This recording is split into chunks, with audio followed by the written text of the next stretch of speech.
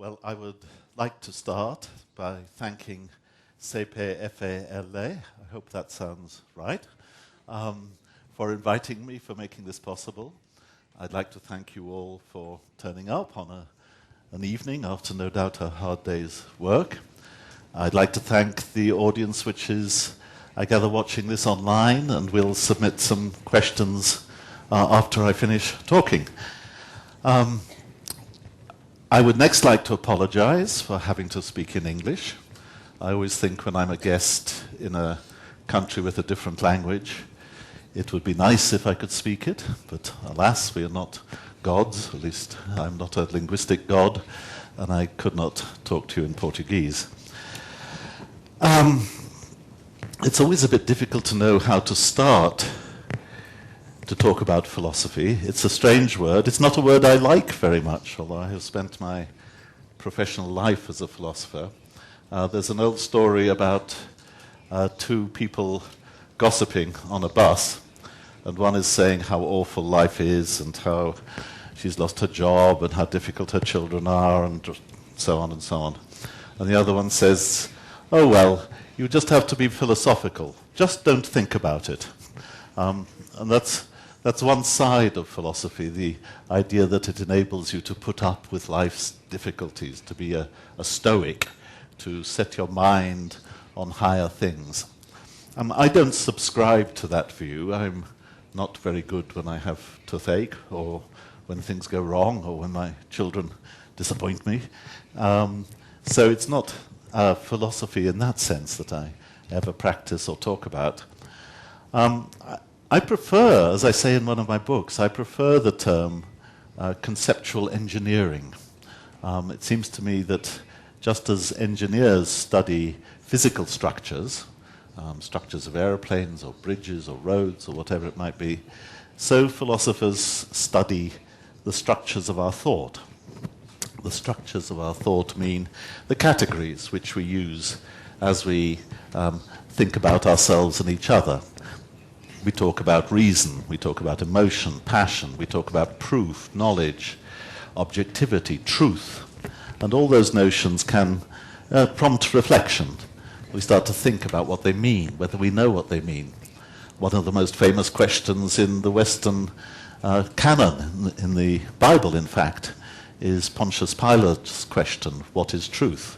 And that's a question which I've devoted some part of my professional life to, and I might talk about later on. Some questions of that sort are very dry. I was very alarmed when I was shown only 10 minutes ago that the Café Filosófico here has had 3 talks immediately before mine. All 3 of them were about sex. Now, it's very difficult to talk about the structure of concepts and ideas if you're following 3 people who've been talking about sex, because everybody's interested in sex, even when they're my age. In fact, I was once interested enough to write a book about it. It's called, I believe, Luxúria, or something like that in Portuguese. And I believe it was translated. Can anybody tell me if it was translated into Portuguese? Nobody will admit to it. No, well, I admit to having written it, but it was in a series on the 7 deadly sins, which makes it all right. It was an academic book. Okay, so what to talk about? I thought I'd start by talking about what to me is a very interesting subject, namely myself, and I would start by saying how I became a philosopher. It's not a story about which I'm proud, but it shows how life has its chances. I went up to Cambridge in 1962 as a young boy, 18 years old, and I had studied maths, physics, and chemistry at school. In the English system, we specialize quite early, and I had studied maths, physics, chemistry, but I wanted to change to a humanistic discipline. I thought that my friends in the humanities were having a much better time than I was. I was being made to stand in a laboratory and repeat experiments on the physical nature of zinc or tin or something. They were sitting in dark cellars with girls discussing Dostoevsky and Tolstoy, and that sounded to me a much better way of spending my time than looking at the electrical properties of tin or something. So I said I wanted to change to the humanities, and in fact I thought I would like to change to English literature. I didn't want to change to history because that sounded like hard work. You had to go and look at archives and libraries. I didn't want to change to languages because I didn't feel I had a great aptitude for languages. So I thought I'd change to read English literature, and that sounded like fun. And the admissions tutor, who was a very fierce man, simply looked at me as if I was some sort of insect. And he said, "You can't read English literature. It is a sloppy subject. You won't like it. You must read moral sciences." And I said, "What's that?" And it turned out that moral sciences was basically Cambridge's term for philosophy. It's an 18th century term. It's a term that 18th century writers use for the study of philosophy. And so I still didn't know what that was. So they sent me a reading list, and I found out for the first time about Plato and Aristotle and Hume and Descartes and Kant and the great philosophers. And I loved it. It was right up my street. Because you could be as rude as you liked about any philosophy. That was part of the culture, as it were. You said, "This argument doesn't work, it's no good." And then your tutor said, "Well, maybe there's some good in it. Maybe you have to refine your thoughts a little." And so you were allowed to be a very obstreperous, skeptical, difficult adolescent, which I think I probably was. And that was encouraged. That was good. It wasn't that the teachers said, "Shut up," or "Be quiet," or "Just learn the book." You were actually encouraged to be questioning and to ask difficult questions and say, "I don't follow this. Why is that true?" And that suited me down to the ground because I was that kind of person, I suppose. I'd like to put in a word at this point about the value of that kind of education. And with apologies to Lewis, who brought me here and who heard this story last night, I'll tell the story because I think it illustrates something very important about education and about philosophy. And this is a true story from my daughter's education. My daughter was at a very good school in Oxford. I was teaching in Oxford for many years as my children were growing up. And she came home one day, she was about 15 years old, and said, "I hate science. I'm not doing any more science." And I said, "I'm sorry to hear that, because although I left science, I still had a great respect for it, and I still read scientific articles occasionally." I said, "I'm sorry to hear that.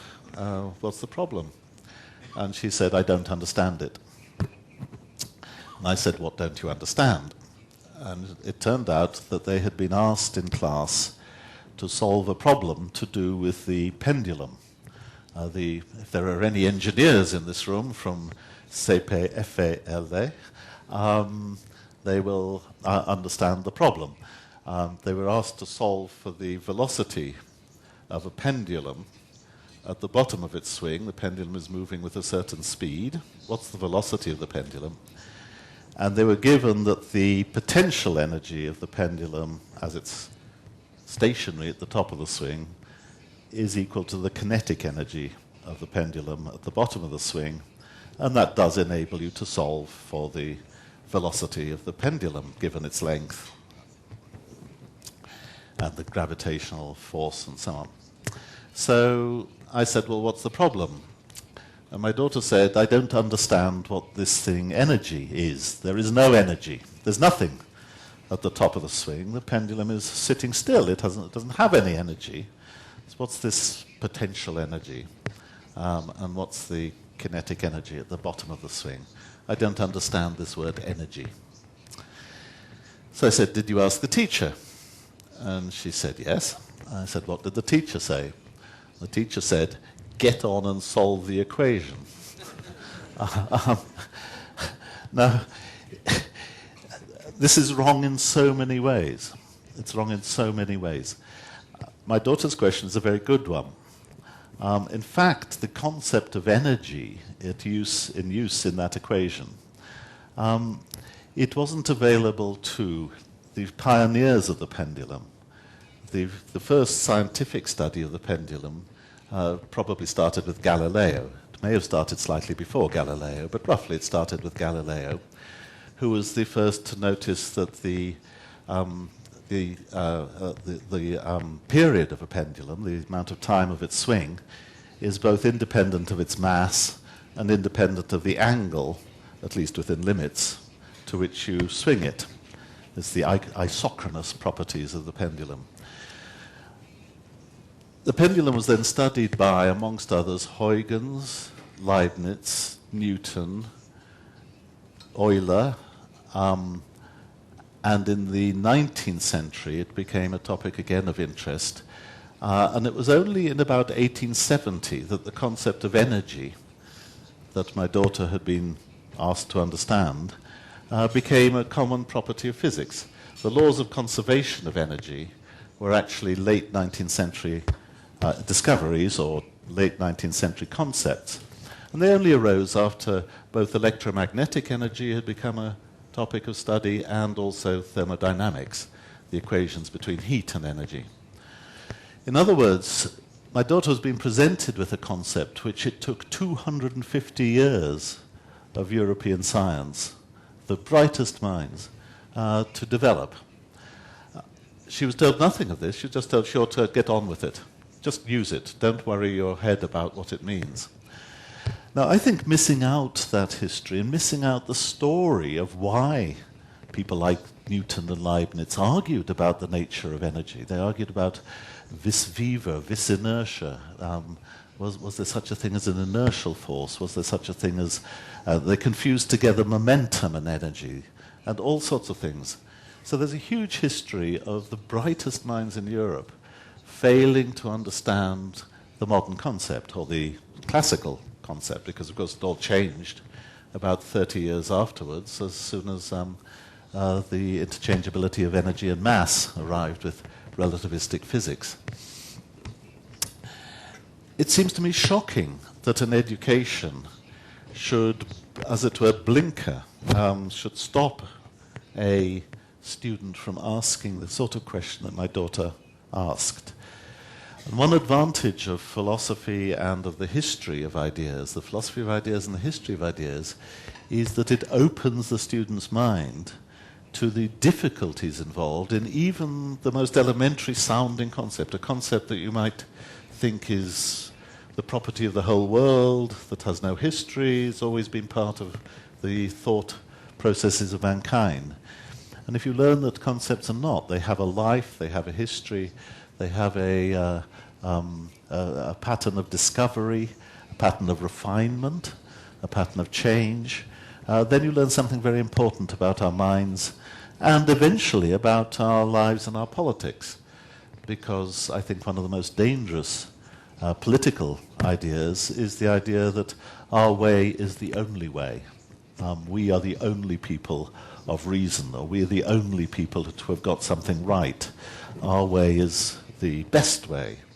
I think opening your mind to other ways of thought, which is one of the things that philosophy and history most certainly do for you, is a very important educational device. And without it, think of what we risk. Supposing my daughter, like some of her contemporaries, had no doubt said, okay, I can solve this equation. I'll just go on and solve it. The teacher will give me a tick. I will pass the examination. I will get to university. I go and become a lawyer or a doctor or an engineer, something useful. That would have been a success in many people's views. On the other hand, it's a success that is bought at a cost. And the cost is that of simply believing what you're told, of not thinking about what you're told. And I think that's a cost, because I think when people fail to reflect on what they're told, or fail to reflect on their own ideas, they become blind to the the possibility of alternatives and to the social and political structures that enabled us to get to understand the things we do. I mean, another aspect of the history of the pendulum would be to ask why it became interesting in the mid-17th century. And one answer to that is that at that time trade routes were opening up across the Atlantic, trade routes even as far as the Pacific. People needed to be able to keep time at sea. The only kind of timekeeper they had, apart from the sun, but they needed an independent timekeeper to work out the longitude, how far east or west of the Greenwich meridian, the line that defines 0 degrees in longitude. So they needed an accurate timekeeper at sea, and the best bet seemed to be some device associated with the pendulum. And in fact, that went on being true until the invention of the chronometer in the late 18th century. So the pendulum was a matter of intense interest because of a surrounding economic and historical and cultural development. And that too is a very interesting story about the embedding of science in a particular generation's needs and a particular generation's ways of coping with the world.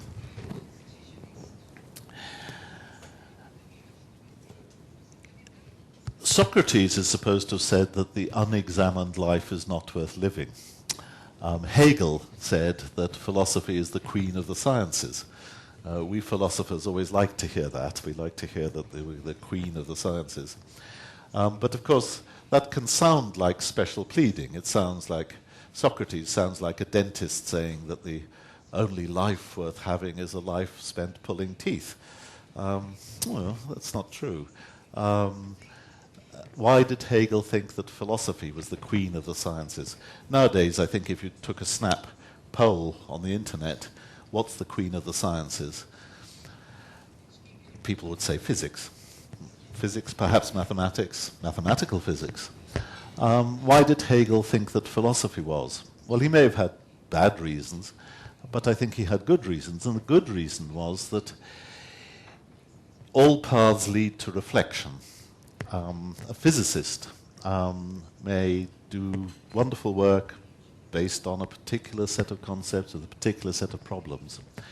But eventually he's going to use terms like energy, time, entropy in his thoughts about physical systems. And if he starts to reflect, he's going to ask of the nature of those concepts, what's their identity? What do they really mean? How do we measure them? Is their meaning just given by the way that we measure them, or is something else involved? And those are philosophical questions. They're questions in which the concepts which he normally uses themselves become the topic of interest. And I think that's characteristic of philosophy. One metaphor to explain that might be this, that when you look at the world, you look at the world deploying a set of categories, using a set of thoughts. One of the few things that all psychologists and philosophers agree about now is that there is no such thing as the innocent eye. Your eye is trained. Your eye is the eye of somebody who has your human experience, has learnt to detect various saliences in the scene around you, to notice some things, to fail to notice other things, to categorize the world in a certain way. Fly. Kill. That's like, Obama did that, didn't he? He killed a fly. His predecessors, President Roosevelt, used to kill bears. Where was I?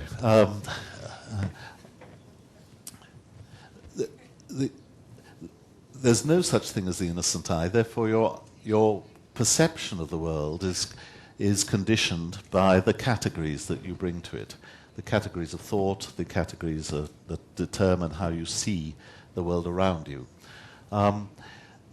Philosophy arises when those categories are themselves the subject of your vision. You turn your attention onto the lens through which you normally see the world.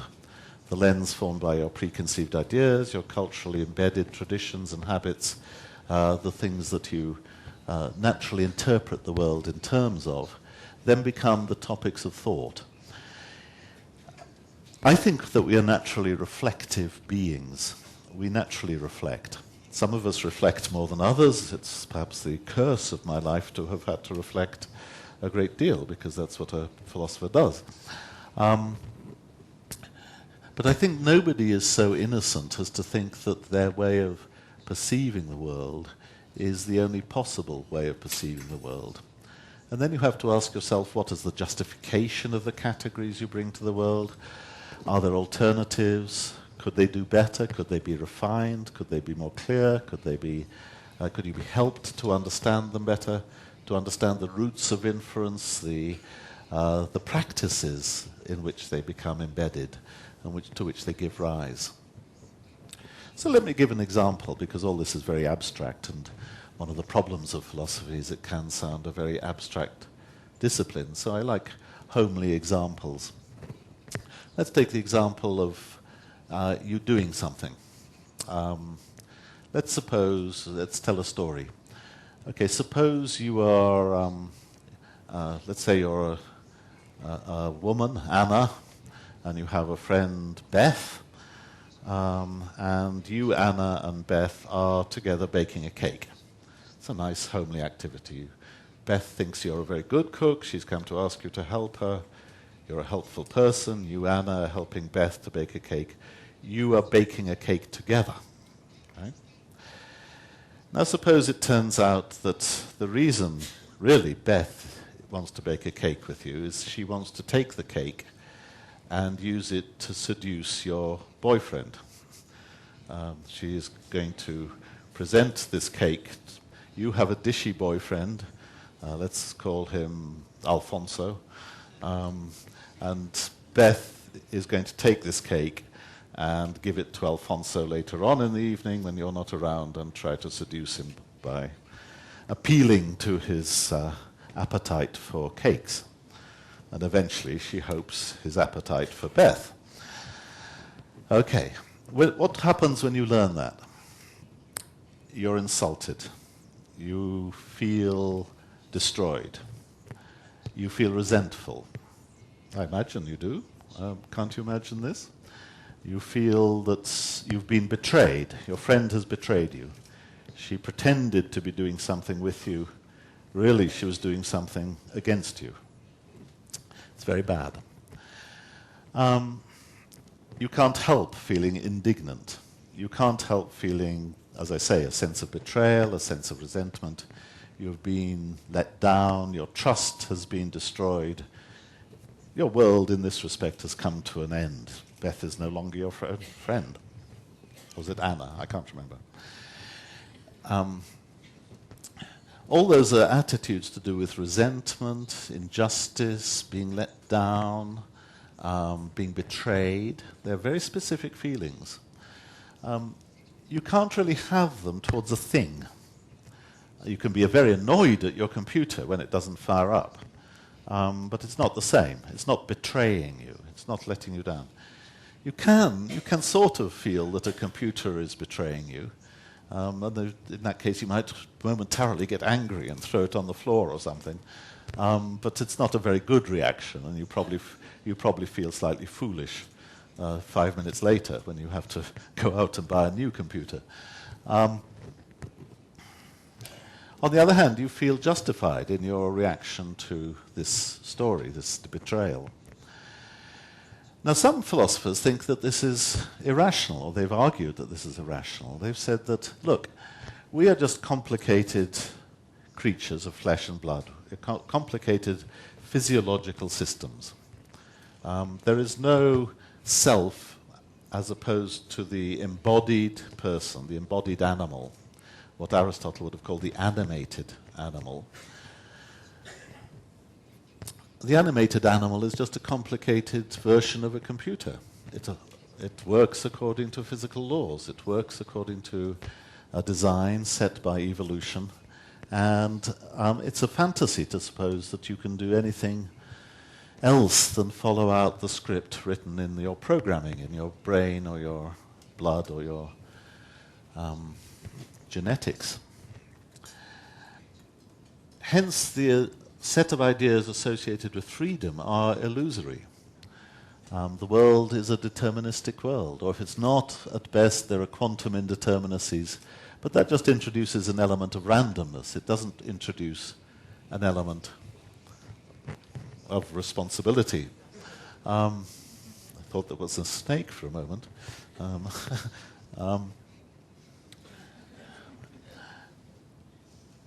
So how do you balance those two thoughts? On the one hand, you are, as a natural human being, you're resentful of Beth, you hold her responsible, you think she behaved badly, you'd like to see her somehow suffer for this deception, perhaps. You certainly feel resentful. You feel it would, the English phrase is, serve Beth right if she, as it were, if Alfonso, your boyfriend, murdered her or something. Those are human reactions. On the other hand, the intellectual story seems to tell you that those human reactions are inappropriate, just as inappropriate as blaming the weather, or just as inappropriate as feeling resentful about the lack of rain, or about the presence of rain if you have a holiday which is spoilt by rain.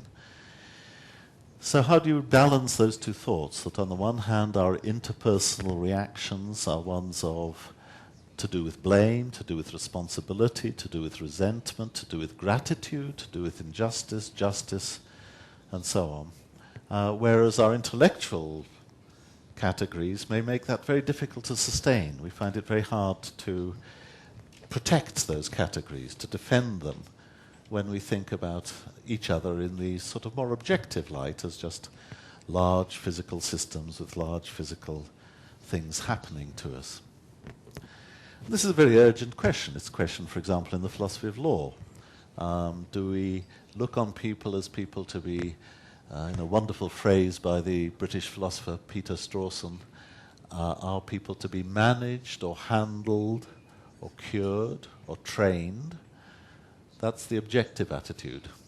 Or are they people to whom we should feel resentment, gratitude, the various human emotions, the reactive emotions that I've been talking about? Well, Strawson wanted to defend the reactive attitudes, and he wanted to say that the metaphysics of determinism and the metaphysics of causation do not affect them. They don't make it irrational to hold them. And it's a difficult area. It's an area where there's a lot of philosophy and a lot of philosophers have disagreed. But it seems to me intensely interesting, both for its own intellectual sake, but also, as I say, because it has practical refraction. There's a refraction into practice. As neurophysiologists learn more about the workings of the brain, there's more and more sense that the reactive attitudes will give way to the objective, medical attitudes. So, for example, eventually, perhaps, I come, if I'm Beth in my story and I'm trying to steal Anna's boyfriend by pretending to maybe be making a cake with her, I just get up and say to Anna, well, look, I'm sorry, that's just the way I am. That's the way my genes reacting in their environment, that's what they've made me. Don't blame me. Blame God, blame the universe. And will Anna listen? Well, maybe neurophysiology will bring in a change of culture within which Anna will listen. And we stop regarding each other in the light of responsible agents.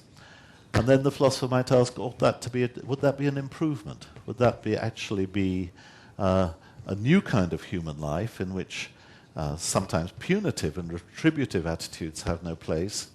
Or would there be a loss? Could you no longer smile at each other? Could you no longer enjoy the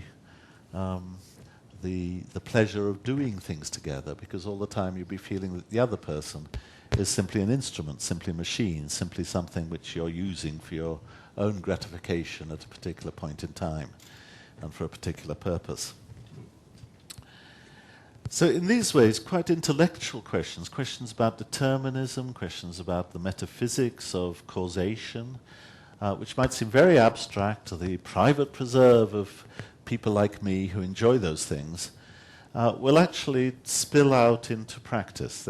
All ideas affect practice. Eventually, as I say in one of my books, It is ideas for which people kill each other. It's ideas which make people go to war. It's ideas which determine the benefits, the costs and benefits of cooperation, the ways in which we feel social justice is or is not implemented in particular political and moral schemes of living. So ideas are the most important determinants of our lives in many ways. Of course, other things are too. Energy is very important. I have to say this in this building. Energy is very important. But ideas will determine who can pay for the energy, who can deploy the world's resources, how they are to be allocated. Those will be ideas to do with for example, the different roles of the market and the different roles of the body politic, of the social and political structures that we live in. In the 1980s, we saw a very strange sea change in the climate of ideas. 1980s, 1979, it happened in Britain. Suddenly, the post-war consensus of the view, that was the view that we're all in it together.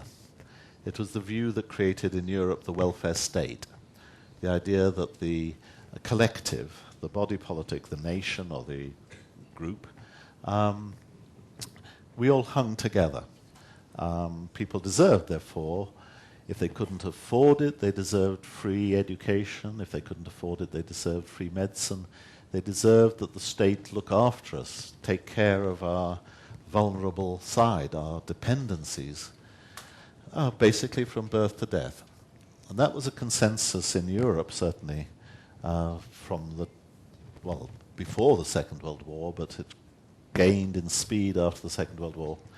Until suddenly in about 1979, the arrival of Mrs. Thatcher as Prime Minister of Great Britain, that's the bit of history I know about, suddenly people started saying things like, greed is good. Right? I don't know if it happened here, but it happened in America about the same time, the arrival of the Republicans, Ronald Reagan. Private contract became sacrosanct. The wisdom of the market, the idea that you could have simply individual atoms, selfish atoms, self-interested, atomistic, individual people, owing no identity to society, no identity to their culture, their surrounding, their politics, free individual agents. And the ideal political and social arrangement was one in which these free agents simply tried to maximize their own profits or their own pleasure or their own economic well-being by means of interchange, free market interchange with each other. This became the ideology of the market, the ideology of the free market. It's a huge change, a real change from seeing people as elements of a social cooperative, a social whole, to seeing people in terms of individual atoms. Of course, the idea was not itself entirely new. The idea that people are individually selfish, single, solitary agents was there, for example, in Thomas Hobbes in the middle of the 17th century. But that was at a time of civil war in Britain. And you could see how people were, as it were, involved in a war of all against all, which was Hobbes's famous phrase. Why did this happen in 1979? I don't know the answer. I guess the terms of cooperation which make up a society or a collective have begun to seem wrong to the people who felt that the amount they were contributing to the social good was more than the amount they were getting out of it. So they naturally felt they could form a breakaway. We, the rich, can, as it were, afford to ignore the poor. The poor are being parasitic upon the rich. And that became the set of ideas.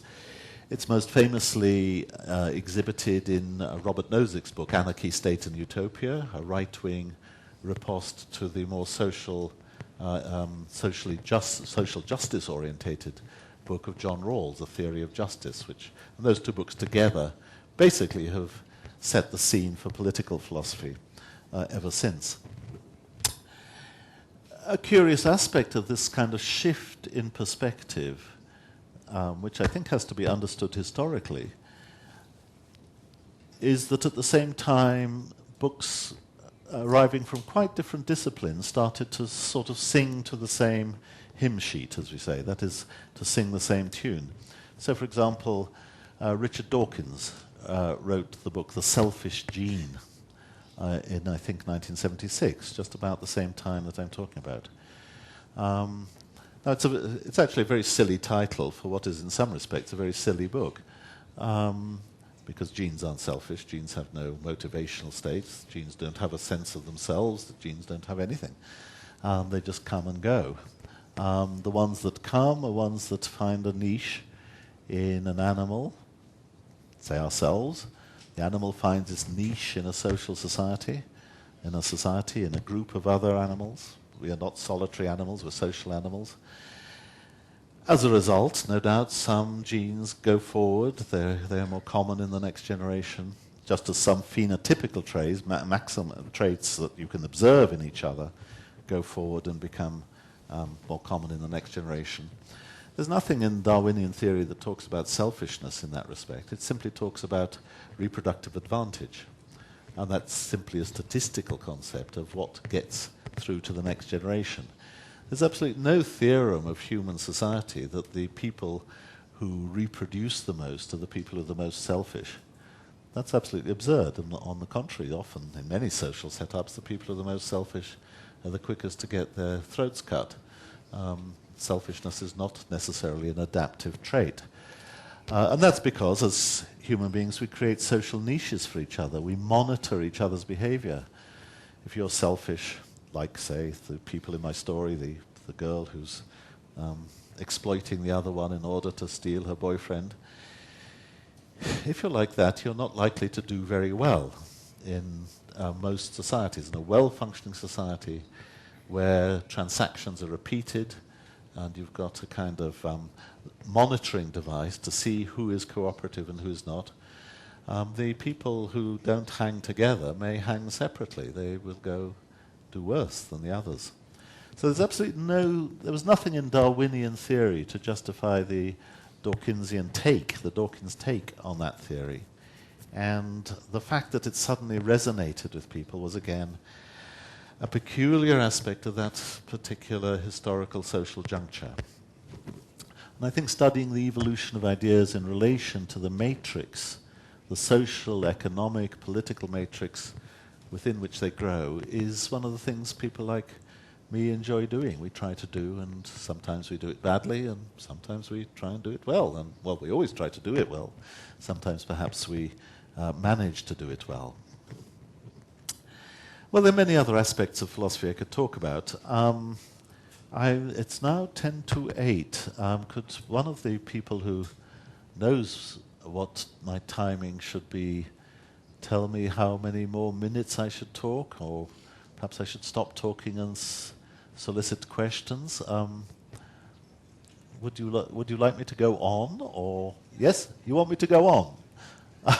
I couldn't quite see. Hang on, I need my spectacles. Was that a signal saying, "For God's sake, shut up," or "Please go on"? Sorry. Go on for a little bit. Okay. I'll go on talking about myself. I became infamous, notorious in the profession for. The motto was not mine, but it was a motto I tried to follow faithfully. A great Cambridge philosopher, Frank Ramsey, the man who's lent his name to theorems in economics, theorems in mathematics, and theorems or views in logic and philosophy, and he died at the age of 27. In fact, he died just before his 27th birthday. A very brilliant man, Frank Ramsey.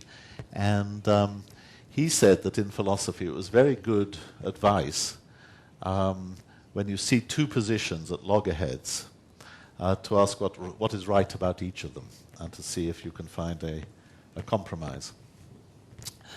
I started in philosophy of science, as my love of science, I hope, shows. I went on, this is my biography, to be interested in the philosophy of language, and I became very interested in the notion of representation. Most people thinking of language think that language is there to represent the facts. So on the one hand, you've got the world, which is a world of facts.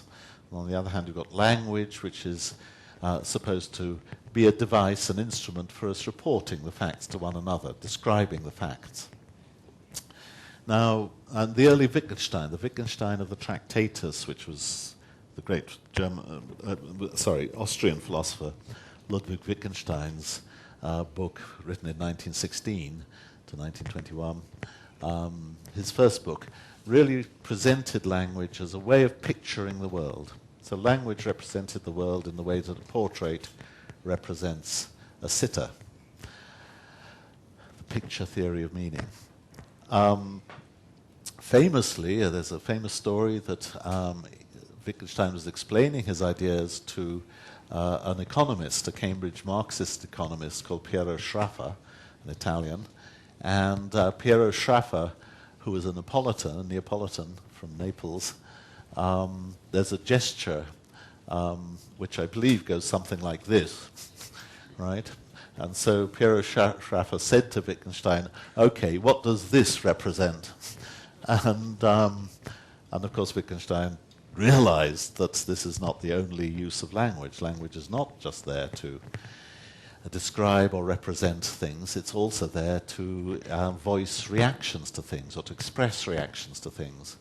So saying, knock it, don't do that, might be a kind of linguistic equivalent of frowning, of expressing dislike or rejection of something that somebody is doing. Saying, I'm in pain, might be a linguistic equivalent of going, expressing pain by means of a gesture or a noise, a shriek. So Wittgenstein got very interested in the expressive uses of language which are not there to describe anything, but to express things. And this actually picks up on an old idea in philosophy, an idea which was very prominent in the 18th century amongst the Scottish school of philosophy, David Hume and Adam Smith, and following them Immanuel Kant, who saw lots of uses of language which might appear to describe aspects of reality simply in terms of the expression of, say, emotion or attitude or other reactions to reality. And the big battleground for this kind of idea was ethics. If I say that something is good or bad, it's your duty, it's an obligation, or I've got a right to something, am I trying to describe an aspect of the world, an aspect of reality? Am I representing something about our situation? Or am I simply voicing a reaction to our situation, expressing an emotion about it? So if I say, I've got a right to possess this piece of land, is that describing something, or is it simply saying, I've got my elbows out, I'm going to go for possessing this piece of land. That's my direction. Am I expressing a direction of practical approach, or something more like an emotion or an attitude, or am I describing an aspect of reality? So those are the two opposing positions. The realists thought that we're describing an aspect of reality. Their saint is Plato. Plato thought that it was very, very difficult to know the form of the good, the ideal. It was a topic of knowledge, and it was a knowledge that was available only to the elect. Christianity came along and made Plato's idea democratic. Anybody could, even a little child could know the form of the good, provided they were pure in heart and obeyed the Catholic Church or whatever it might be. This idea that there's something there to be known is very deep in Western culture. But then in the Scottish 18th century, there arose the other idea that reason doesn't tell you about the good. Reason, in this respect, is the slave of the passions, Hume's famous phrase, and has no other office but to serve and obey them. Complete reversal of the Platonic picture. Huge reversal, a huge revolution in the 18th century. For Plato, reason rules the passions. The charioteer The charioteer is the embodiment of reason, and he steers the horses of the passions in the right way. And the one thing he mustn't do is let go of the reins, or passions will lead you anywhere. Hume comes along and says, no, reason is the slave of the passions. It has no other office than to serve and obey them. Reason tells you about the environment in which you're to act. Your passions tell you how to act, because they give you your desires, your goals, your aims, your attitudes, your emotions, everything that makes you practical, makes you a behaving, acting animal. Again, a huge revolution, much bigger revolution than the revolution I mentioned from 1979. How to solve this? Who is right, Plato or Hume? Well, Ramsay's maxim says, look for the best in both sides. So I set myself to do something about that. My sympathies were with Hume, as you might expect. I'm not a Scotsman, but I was brought up quite near to Edinburgh, so just in England. So my sympathies were with Hume. And I always found Plato slightly difficult to take. He's an elitist. He's a rationalist. He's got rather mysterious ideas. He didn't like artists. He famously wanted to banish the artists from his republic. He had all sorts of ideas to which I found myself not very attracted. Whereas Hume is a wonderfully attractive writer. If you've never read David Hume, if there's a single book of philosophy, if you've never read a book of philosophy and there's one book you want to read, the book should be Hume's Dialogues Concerning Natural Religion. It is the only funny philosophy book in the language. I like to think my own is the only funny philosophy dictionary in the language. I wrote the Oxford Dictionary of Philosophy, and I tried to put some jokes in it. But Hume's is the only genuinely funny philosophy book when I say in the language, I mean in the Western tradition. It doesn't matter which language. So who's right, Hume or Plato? Well, as I say, I found myself drawn to Hume, but lots of philosophers thought they had decisive objections to Hume. They said that Hume makes morality a matter of mere preference, mere desire, mere attitude. It makes moral disagreements simply a matter of a clash of wills. It makes moral arguments simply a matter of persuasion. It somehow deflates the whole subject. And it means that if you talk, for example, of human rights, then you're really just expressing preference. You're really just expressing mere preference, mere desire. You're not, as it were, seizing hold of something which could hold an argumentative weight. And I wanted to say, can't we be Hume and still hold on to something of that weight? So what I tried to do was to find a way of finding common ground or compromise between the Humean position and the Platonic position. And believe me, it's very difficult. It leads to quite technical problems, for example, in the theory of truth, theory of representation. What is it for the mind to represent something in any case? And so here we have what seems to me a very intelligible antagonism between two schools of thought, but to adjust your mind to find the best in both sides can lead into professional philosophy, into the kind of thing that fills the journals and that gives people like me a bad name, but also gives us a lot to do because we start writing things which it's very hard to understand, and sometimes things which it's hard for our colleagues to understand, which is why they misunderstand me all the time. Anyhow, that's an item of autobiography about the kind of problem which has occupied quite a lot of my intellectual life. And I think that looking back on it, the thing that really interests me is the interplay between these very intellectual topics. They may seem very remote from anything of immediate practical interest. We're interested in the economy, we're interested in the distribution of costs and benefits of cooperation, we're interested in perhaps our morality, how to deal with our daughter who's going off the rails or something like that. Those are the practical affairs of life, and it's this interplay between our ideas, our concepts, the lenses through which we see the world, and practice, which has always struck me as the absolutely fascinating justification, really, for being interested in philosophy. So that's a kind of apologia pro vita sua, as Cardinal Newman wrote his autobiography, an apology for his life. And that's my apology for my life. Thank you very much.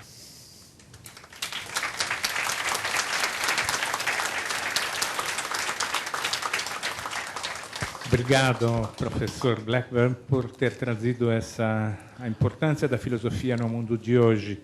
Então, passamos para o debate com a plateia. Levantem a mão quem estiver a fim de fazer uma pergunta. Por favor, levante a mão, aguardem alguns segundos que a câmera chegue até vocês, afinal, nós estamos gravando. E, logo em seguida, tentem fazer uma pergunta objetiva de maneira tal que a maioria das pessoas possam ser atendidas. Obrigado.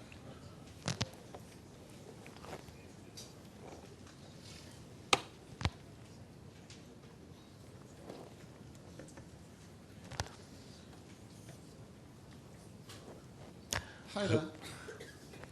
So, Hello? Can I ask you a question in English, if that's all right? Oh, please do. Right. Thank you for your talk. So you mentioned the role of philosophy as helping us understand concepts, the way they're built, the way they're structured, the categories involved in them.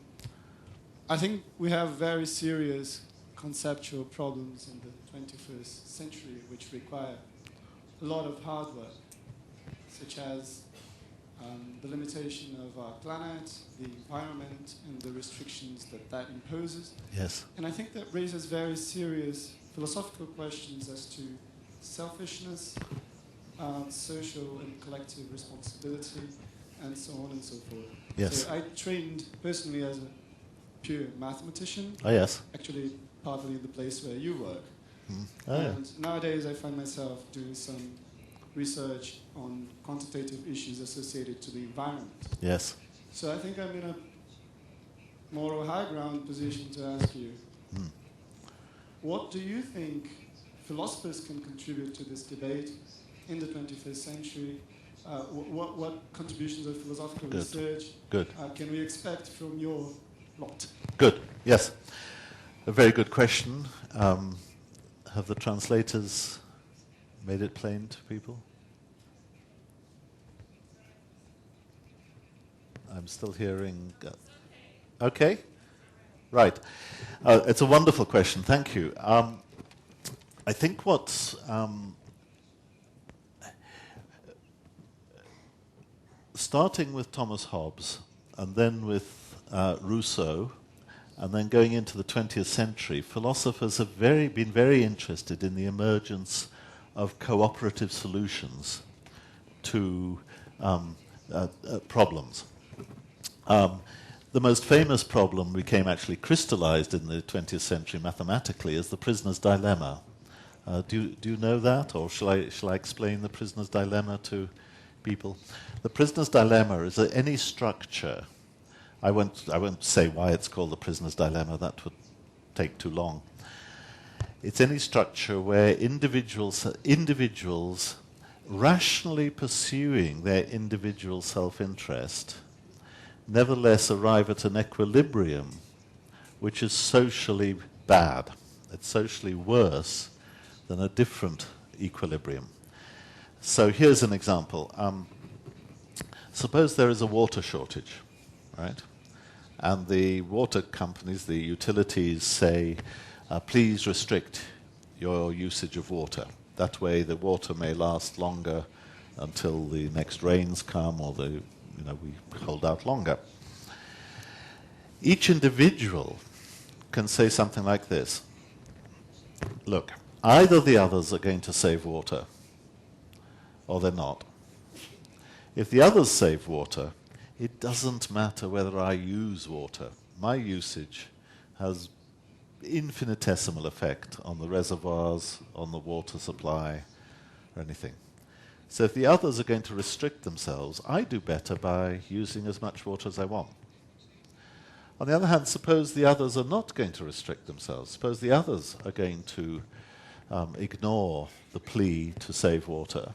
They're going to use lots of water. well, in that case, I'd better use water too, because otherwise I am a victim. I am the only one who is behaving well in a world in which the water is going to run out very quickly anyhow. So I won't have my drink of water, I won't have my shower, I won't water my lawn, everybody else will be watering their lawn, and so I'm a victim. Or again, take the exploitation of resources, which I think was your interest. Fisheries. Suppose there's a problem with fishing stocks. Fishing stocks are declining. I'm a fisherman. We're told, suppose there's no law, there's no sovereign, as Hobbes called it. We're all asked to restrict our catch. So what do? Well, the others may restrict their catch. If the others catch fewer fish, then it doesn't matter whether I go on and catch lots of fish. I'll make more profit, I'll do better, because the price of fish will have risen. My self-interest will be served by being the only fisherman who brings in big catch of fish when the others are restraining themselves to bring in small catch of fish. So self-interest points me to taking as many fish as possible. Suppose, on the other hand, the others are going to take as many fish as possible as they can. They're not going to listen to the demand, to the request for self-restraint either. Well then, if the others are going to take a lot of fish, I better take a lot of fish, because I better make as much money as I can while there are any fish left. If I restrain myself, I make less money now than the others. The price of fish is depressed because there are lots of fish being landed, and eventually the fish run out anyhow, and I have just become a victim again of my own integrity, of my own ability to cooperate. That's the so-called logic, it's sometimes called the logic of the tragedy of the commons, or the tragedy that each individual, following their own self-interest, can generate a social equilibrium which is much worse than if every individual restricted their self-interest in the interests of the communal good. Adam Smith is famously supposed to have said, in fact he did say, that with the market you get an invisible hand. The invisible hand is the idea that each individual pursuing their self-interest generates the biggest possible social pie. That's the logic of the market. That is, everything's better for everyone because we all behave efficiently, we maximize the allocation of resources, we make mutually advantageous trades, so the social world gets better, the social pie gets bigger. The tragedy of the commons, or the logic of the prisoner's dilemma, is the opposite. It's the invisible boot. That is, everybody pursuing their individual self-interest gives rise to the worst possible social equilibrium. And yet nobody can afford to defect. Nobody can afford to be the martyr, the sole person who stands out against the logic of self-interest. There are other varieties. There are other mathematical models which approximate to that. One of them is the so-called assurance game, where it's individually better to belong to a cooperative society. In the prisoner's dilemma or the commons, it's individually better to forget about the others and just pursue your own self-interest. But in the assurance game, which was visible to Jean-Jacques Rousseau in the 18th century, it may be individually better to belong to a socially cooperative group, but you can't be sure that the others see it that way. And that uncertainty makes it individually rational again to defect, to pursue your own self-interest. Rousseau's very nice example of this was called a stag hunt. In a stag hunt, as Rousseau imagined it, you have a stag in a forest. Now it takes a lot of people cooperating to catch a stag. You have to stop every exit from the forest. You have to have somebody there ready to catch the stag or shoot it if it tries to escape. It's best for me to have a piece of stag. That's great. If I'm a member of a hunting cooperative and we catch a stag, I have a really good meal.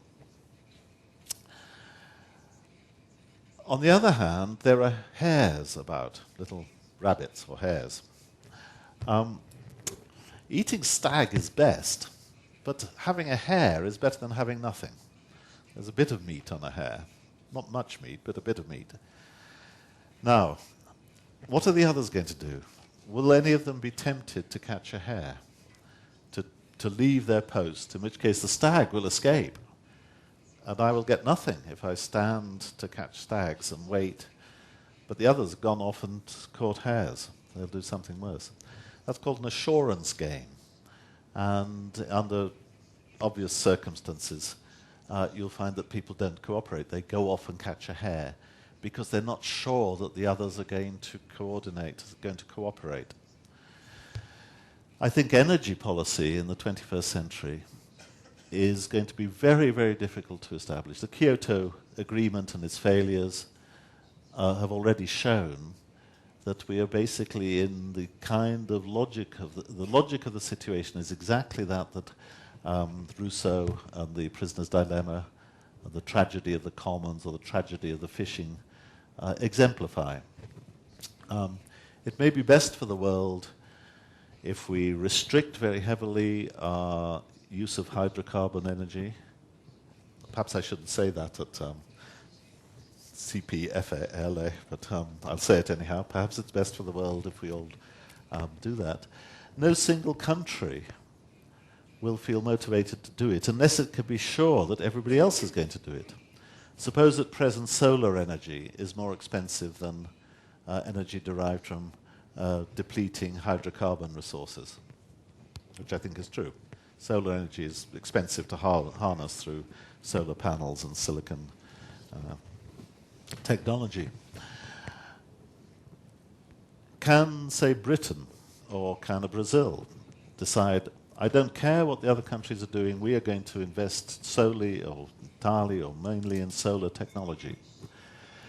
No, because if that energy is more expensive, the country is going to grow poorer so long as other people are still using hydrocarbon energy, which is cheaper. Their goods will be cheaper, their economies will do better, they will outperform you, and you will have relative poverty. You'd need to be sure that the rest of the world was going to coordinate. Now, how can you be sure of that? Well, something that philosophers have known about for a long time, this is there in Machiavelli, I think he was the first thinker to really notice this, is that princes, what he called princes, but this means governments, behave worse than private individuals. Governments always behave worse than private individuals. That's a theorem. I once said that to an audience of business people, which included Prince Charles. So I was very delighted to say princes always behave worse than other people. But it really means governments. And the reason is it's easy to see. If we, in an individual social circumstance, make a contract, it will be very bad for me if I'm the one person to break it, because I won't be trusted again, and we may have to react with each other again and again. And if my contract is to do something where it's immediately clear whether I perform or not, and it's immediately clear to the others what the benefit of performance is, then if I don't perform, I will be the victim of social dislike and social punishment, perhaps. I might go to prison. With governments, it's not like that. A government can sign up to the Kyoto Agreement and walk away and actually not fulfill its obligations under that agreement at all. The individual president or politician, the prime minister, needn't suffer. He suffers only if the electorate, the people who elect him, feel betrayed, feel that he's let them down. But they are far more likely to feel that he's let them down if we are the only country which is abiding by this agreement, and the others, by failing to abide by it, are outperforming us economically or in whatever way it emerges. So the difficulty of finding a cooperative solution to these dilemmas, and this can be modeled mathematically, and of course mathematical game theory is just a numerical modeling of this kind of problem. The difficulty of finding a cooperative solution to these coordination problems, as they're called, is very great, and it's much greater in the political and international dimension than it is in the private dimension. As private individuals, we learn to cooperate, and we learn that the costs of reneging on an agreement, the costs, as it were, of doing what you said you wouldn't do, are very great. In the international and public arena, that's not nearly so true, because the government answers to an electorate, and the electorate, it will notice if it's getting poorer than the Chinese or the Indians or the Japanese or whoever it might be, or it will fear that it's going to get poorer than them if we behave in a principled way, even if the principled solution is the best cooperative solution for the world. So finding the cooperative equilibrium is notoriously difficult. And this has been known to philosophers for centuries. This logic has been known to philosophers for centuries. So there is a, as it were, a literature out there, a literature of wisdom about these areas. Do we have a solution? Well, the original solution to these problems was due to Thomas Hobbes, who said to find cooperative solutions, we must hand over power to a sovereign. And in the international arena, that would mean a world government. But that's not going to happen. That is nationally impossible. Great Britain hates Europe. Even handing over very limited power to Europe is very difficult for British politicians, because the electorate says, we don't want to be governed from Brussels. We don't want to be governed from somewhere else. Can you imagine the United States handing over to a world government? The United States won't even hand over judicial powers to the International War Crimes Tribunal in The Hague. No United States citizen will ever be tried at that tribunal. Nobody is going to be happy. There's no political reality behind the idea of a world government. So Hobbes' solution of finding a sovereign is not going to work. There's no international policeman. So what you're going to find is, I think, a progressive deterioration of the equilibria which people manage to find as they approach problems of not just global warming, which might issue, for example, in pressure on land, pressure on the parts of the world which remain habitable, diminishing hydrocarbon resources, the possibility of monopoly possession of the precious metals and the rare metals that are necessary for technology. All those things will pose huge problems of international cooperation. And personally, I'm quite pessimistic about the possibility of solutions. There is, of course, always a final solution, which is war. That always solves things. At least it solves things for the people who are dead. But that is a problem facing the world, and I think philosophers have known about the problem. Finding cooperative solutions without force is very, very difficult. And I don't think we know how to do it. I don't think anybody knows how to do it. So thank you for the questions. Great question.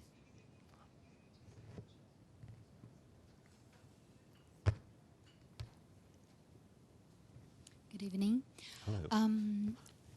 First of all, I'd like to apologize because I had a very, very short study on philosophies. So excuse me if I'm not clear enough for you, and if I have to rephrase it, I'll do that. Please tell me. About Nietzsche and his nihilism. Nietzsche and his? Nihilism, the nothing. Yes. Okay. Yeah.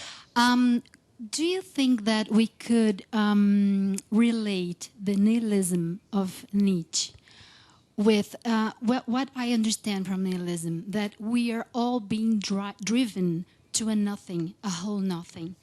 Because we are not human beings anymore. We mean what we use, the landmarks, the brands we use. We are not human beings anymore. We are what we buy.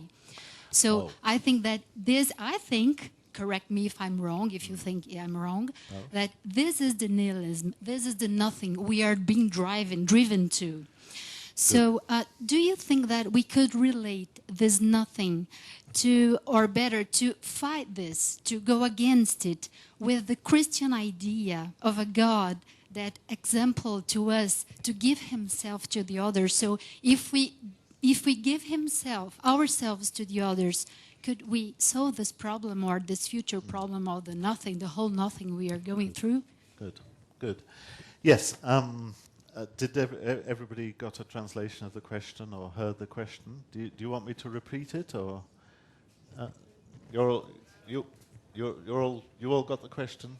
Yeah, good. Nietzsche is often described as a nihilist. I'm not sure. Well, of course, he wrote books over a period of 20 years or so before he finally declined into madness.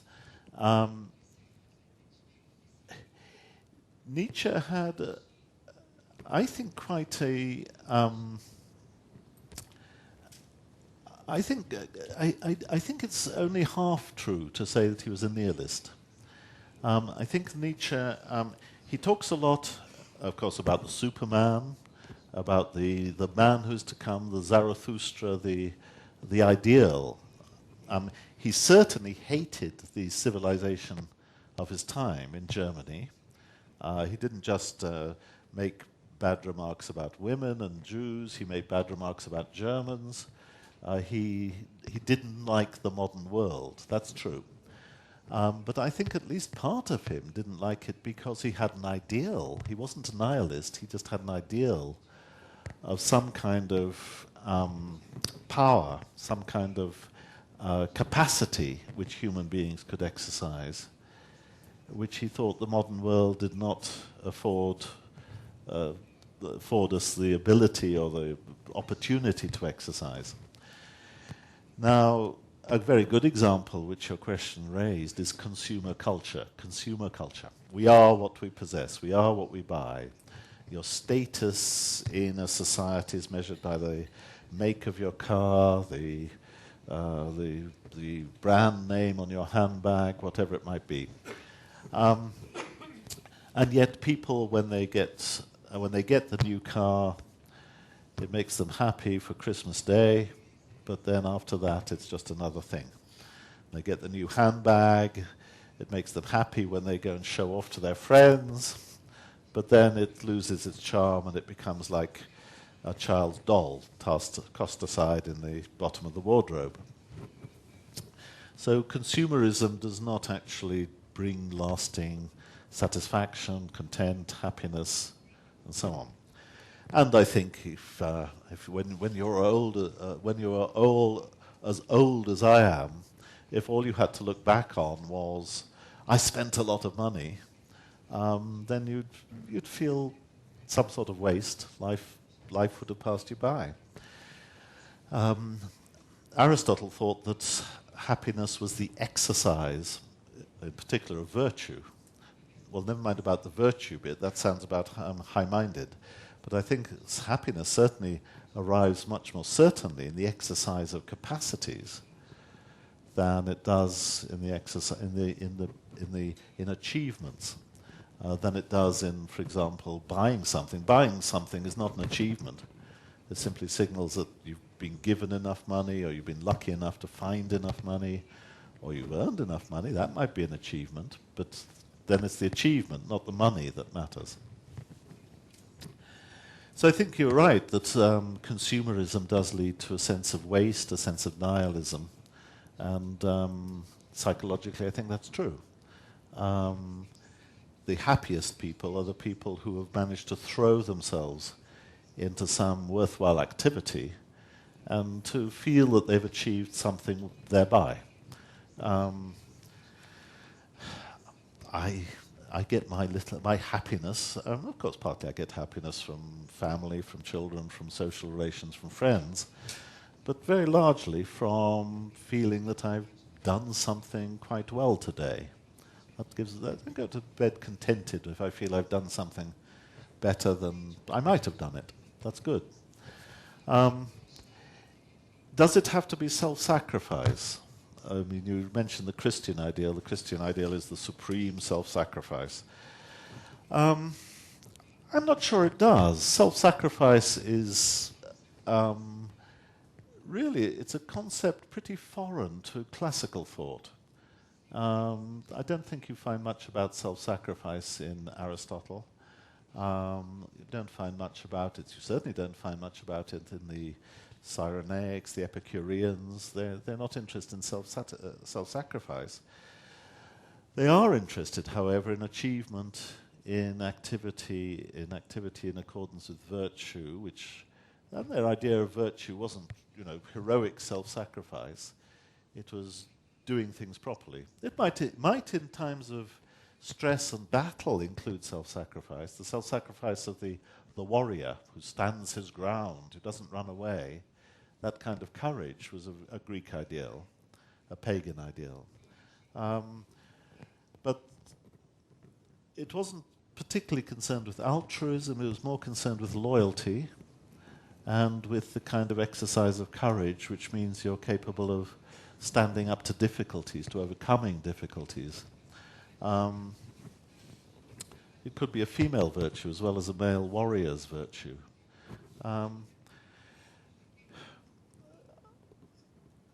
I think that the great mistake here is to think that you can't achieve a life with meaning in it without a religious ideal of something beyond the life itself.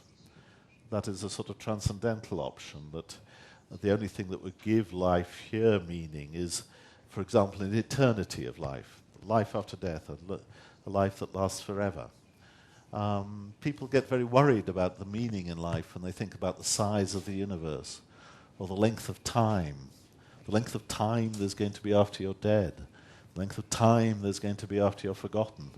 The endless galaxies, hundreds of thousands, millions of galaxies in which you're not heard of.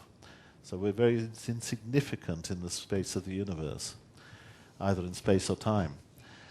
And then they think, oh, well, it would be better if we were bigger, if we lasted for longer, or if we occupied more space. And I think that's just a mistake. That's imagining a meaning arriving from mere lasting longer. But if lasting longer was just more of the same, it wouldn't give meaning at all. I mean, I find meaning in something like one of my children's smile, or meeting my wife after an absence. That's a meaningful experience. It wouldn't be more meaningful if it went on forever. In fact, it would be awful. You imagine your baby smiling at you forever, like that. I mean, that doesn't give meaning. That stops it being what a smile needs to be, which is an action with a finite time to it. So I think you have to learn to find meaning in perspective. In our perspective, people like you fill my perspective at present. I find meaning in trying to speak to you in ways that you appreciate or the ways that mean something to you. And if I fail in that, then this evening has no meaning for me. The fact that this evening won't go on forever, or it won't be heard on Mars, or it won't be heard in the next galaxy, that doesn't matter at all. I see the world in perspective from here, and you loom very large. And your reaction to my talk matters a great deal. That will give meaning to this evening. The rest of the universe can go hang. I don't care about it.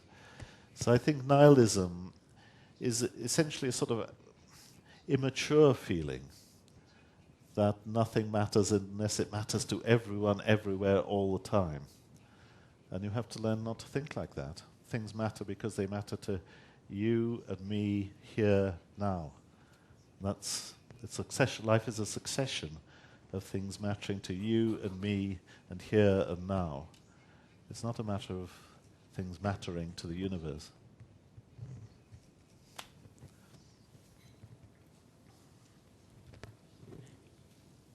Boa noite, professor. Nós estamos transmitindo. Can you just wait a second? I put these on.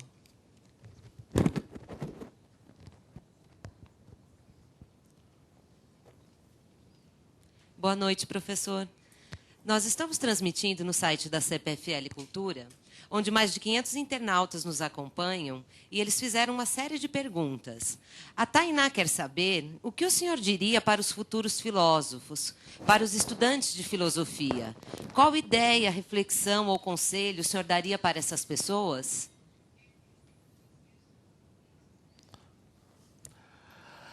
What advice would I give? What advice would I give to new arrivals in the Commonwealth of philosophy? New people, people new to philosophy, people coming into philosophy. That's a very general, very difficult question. Do what you enjoy. Enjoy it. Philosophy is, whatever else it is, philosophical writing is part of the world's literature. What advice would I give to people coming to literature? Find literature you enjoy and learn to enjoy it, and learn to enjoy it more. And that's the same with philosophy. I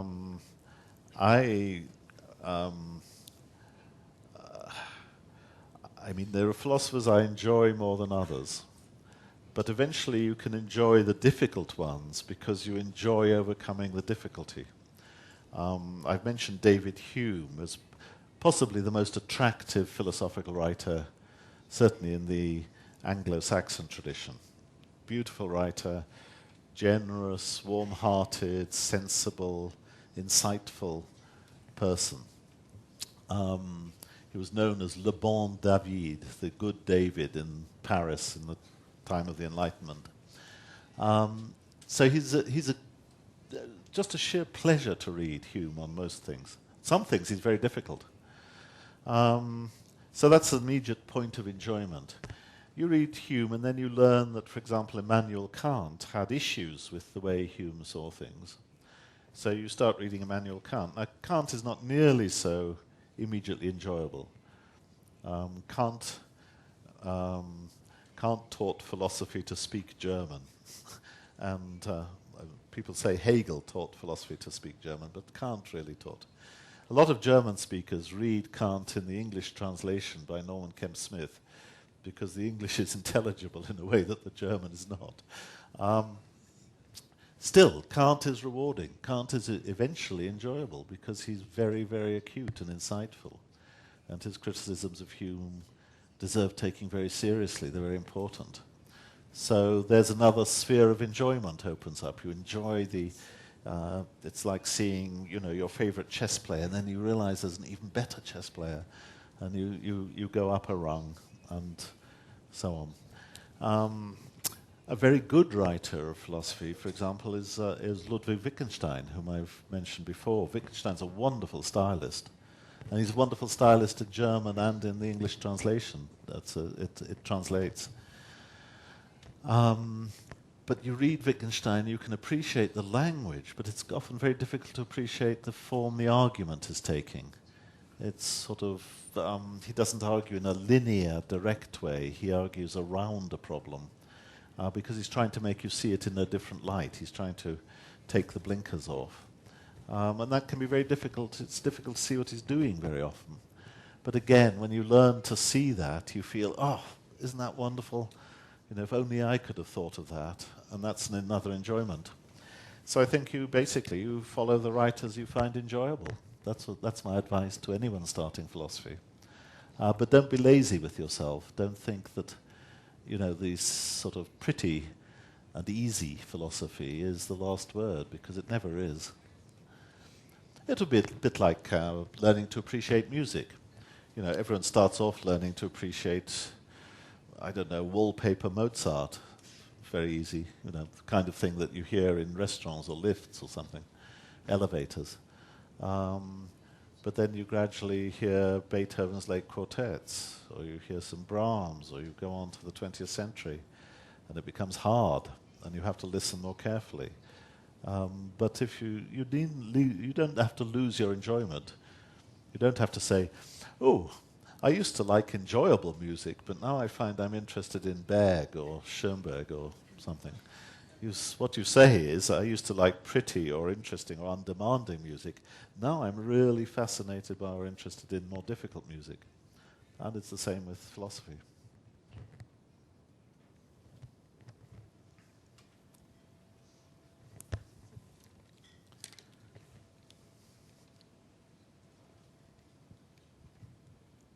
Good evening. I was in the industry for many years, Oh, yes. and as a manager and a leader, I thought the problem of finding a common solution, a cooperative solution, is one of the most important challenge of a manager and a leader, and at the same time most exciting challenge of a leader. And I have read many definitions of a leader, folks like Peter Drucker, and I don't happen to have heard any definition coming from a philosopher to a leader.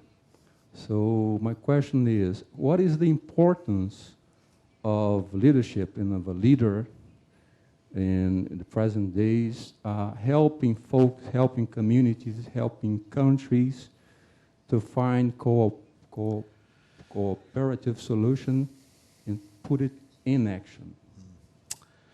Right. Well, there are, as you rightly say, there are 1,000 books out there about leadership. Management gurus, airports have whole sections on management leadership and so on. I think many philosophers would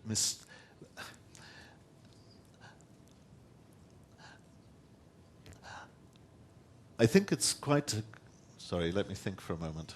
The question is new to me, so I have to think.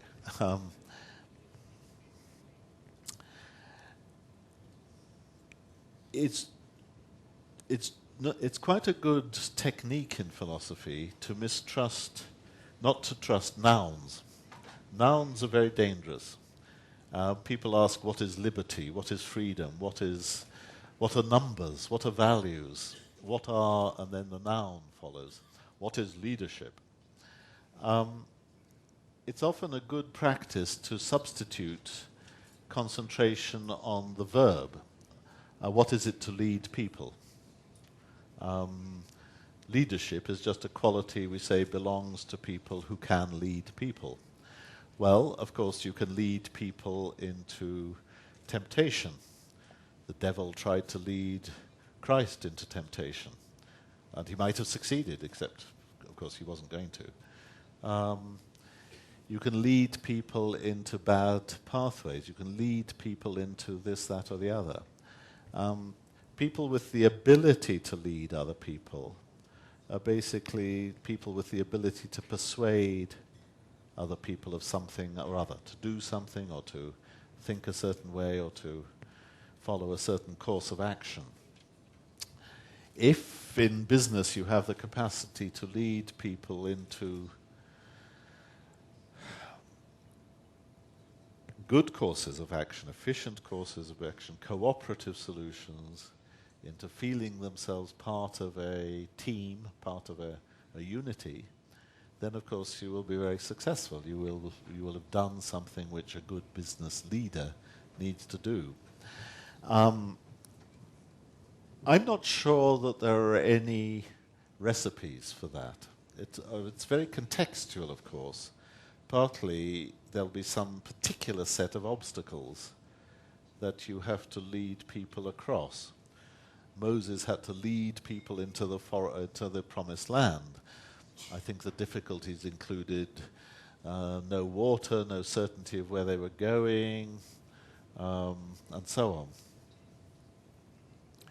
There's an old Jewish joke that, of course, what he managed to do was to lead them into the only part of the Middle East that has no oil, which is perhaps not true or not, I don't know. So you can lead people, you can persuade them, you can get them to follow you in a course of action. I don't think, as I say, I don't think there's a recipe for doing that. There may be some generalizations, but they will be very vague. You have to get them to want to do it. You have to get them to want to follow you. But how you do that in a particular circumstance may be very contextual. There may be no recipe, no certainty. There may be 5 people in this audience that I could lead to doing a university course in philosophy. There may be 50, 100 people I couldn't lead to doing that because it would depend on what the obstacles are, why they don't want to do it, what I've managed to say that somehow hooks on to something in their motivational state. It might also depend on what they're afraid of, what other opportunities they have, all sorts of things. So I suppose if there's a single common denominator about good leaders, it would be an ability to understand and work against the obstacles that prevent people wanting to follow you in whatever course of action you're proposing. So I see that as a constant human problem. Many of us would like other people to follow us in courses of action which we would like them to follow. And there are no doubt tricks of flattery. The politician flatters his audience. There are tricks of working on their fears, that if you don't follow me, things will go very badly. There are tricks of finding common enemy, so that we must all band together because otherwise the Chinese will beat us. There are many motivational hooks. People are creatures of greed, of fear, of competitiveness, of status. We have all these motivational footholds, and the good leader has to learn to use those to persuade people to follow him. But I don't think there's any one recipe because people are so different and they have different fears, different hopes, different sources of amour propre or pride, and which one will work at a particular time. It will require a lot of human intelligence, emotional intelligence, to find what works for a particular group at a particular time. On top of that, that's true when you think of individual trying to lead another individual. When you think of an individual trying to lead a group of people, I think group dynamics are very difficult to understand. All of us who teach, at the beginning of every year, I go into a class. I can be teaching the same topic that I've taught perhaps 20 times, the same age group, same kind of students, different year. The dynamic of a class can be entirely different from one year to the next. Sometimes they're on my side. It's easy. I feel it's going well, they feel it's going well, they're enjoying the class. It's magic. It's easy for me. And they do well. Sometimes they're sullen, they sit there, the atmosphere is not good. There was perhaps 1 or 2 troublemakers who somehow spread an atmosphere of mistrust or skepticism, and the class doesn't work. Now, I have no recipe for making a class that doesn't work into one that does work, although I will try to excite various motivations. I might try and make them afraid. You're going to do badly, you're going to get C. Or I might just try to persuade them that they're going to have a much better time if they start to cooperate. It's very difficult. I might make them afraid or ashamed. Last year they were much better than you are. So you see what works. Trial and error.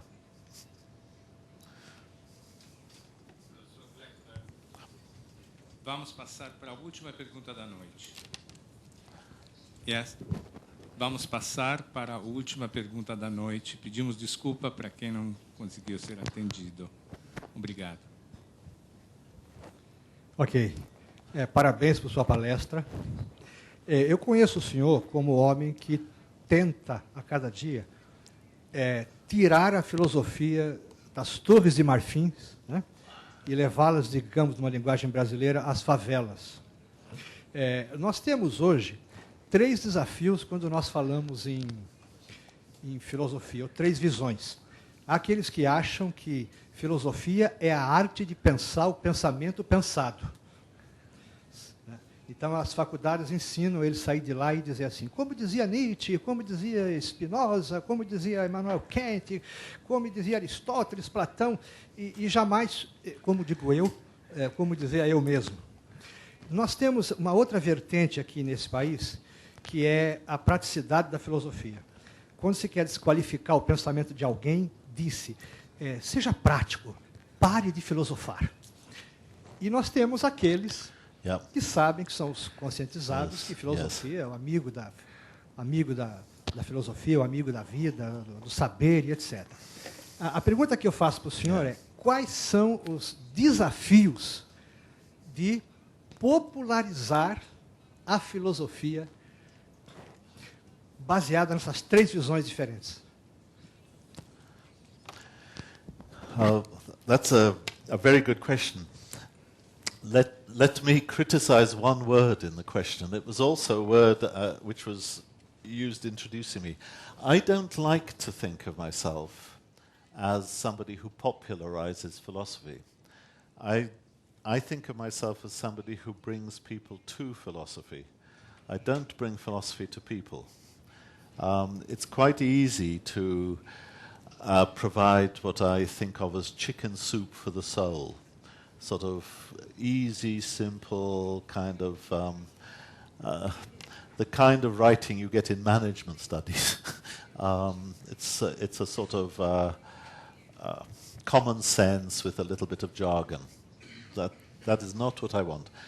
I want people to appreciate the power of ideas, the difficulty of ideas, the reason why taking command of ideas is so important and is better than having ideas take control of you.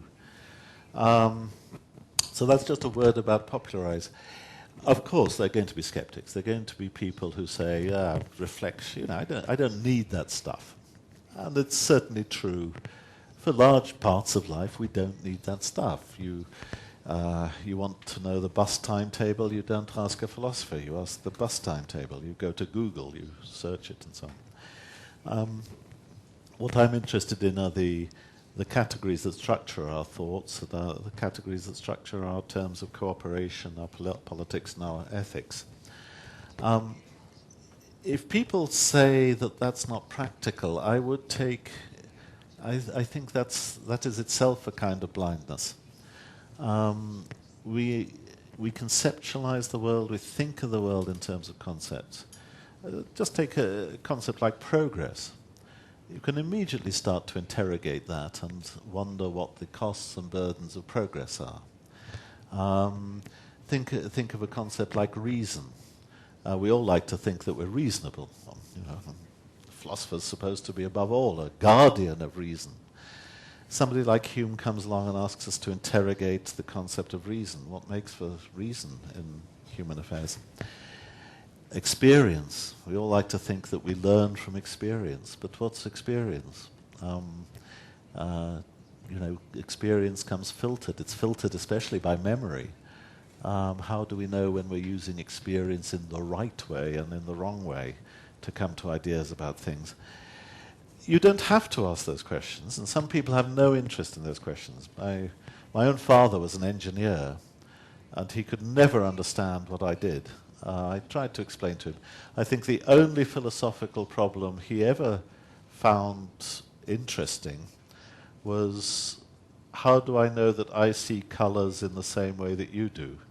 He could see that as a problem. He had a sort of grasp of the problem of other minds, problem of consciousness. Now, I think that problem can be solved, actually, but he thought it was insoluble and puzzling. But then he thought it was just a puzzle. You just put it aside and got on with the business of doing engineering, in his case. To me, a puzzle is there to be solved. So I do require a certain kind of ambition from a young philosopher. I think actually far more... I mean, the great economist Keynes said, John Maynard Keynes, said that practical men of business who think that they are immune to ideas are nearly always the slaves of some defunct economist. That is some theory, some view. And I think that, the theory I started off talking about, the theory that greed is good, the change in the climate of ideas that led to the egoism and the worship of the market of the last 20 years. That was a change in ideas. Someone like Mrs. Thatcher probably didn't see herself as an ideologue, as somebody in the grip of a set of ideas. But she certainly was. She was in the grip of a set of ideas, and in some respects a very weak set of ideas. So I think that, ideas gone wrong. Hitler was in the grip of a set of ideas. He had the ideas of nationhood. He had the ideas of race, which have no biological foundation. He had ideas of economics, which had very little economic foundation. He was a victim of certain kinds of paranoia, which is a set of ideas about other people or some bad elements in society doing down the others. The whole Nazi ideology was just a mishmash of ideas, and some of those ideas had roots in German Romanticism. Some of them had roots in, I'm afraid, Christianity, actually. The anti-Semitic elements. So, you can never be sure where a bad set of ideas might lead. If not you, at any rate somebody else. So it's worth trying to get them right. Thank you.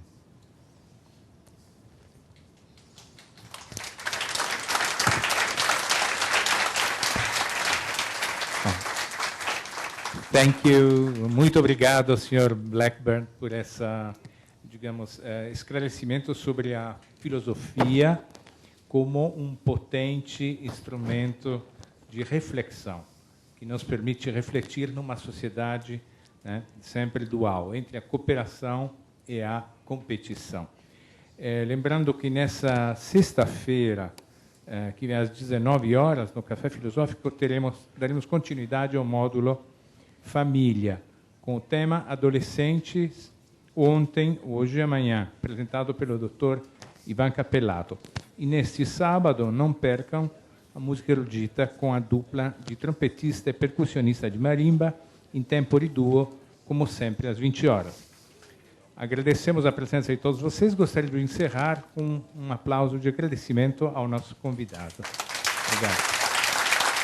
Thank you.